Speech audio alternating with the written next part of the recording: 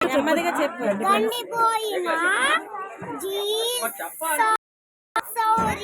ఏ class చదువుతున్నా?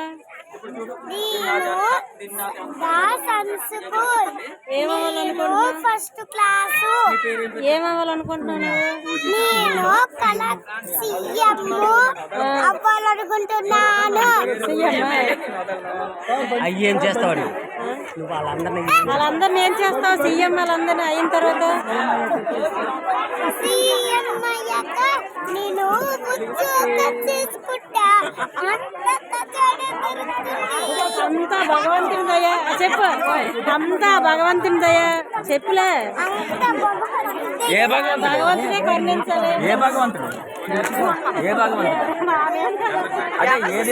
అలా రవి కొడుకు షర్ట్ మీద సారీ